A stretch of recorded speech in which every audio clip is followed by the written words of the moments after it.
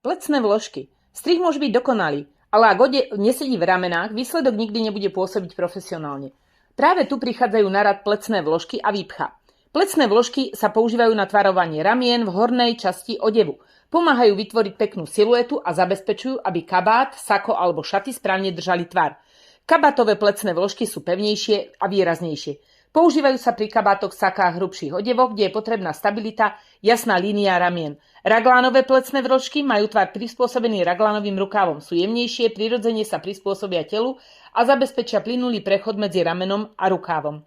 Samostatnou kategóriou sú výpcha do podprseniek. Slúžia na tvarovanie, vyplnenie a zvýraznenie dekoltu, pričom sú navrhnuté tak, aby boli pohodlné a nenápadné pod oblečením.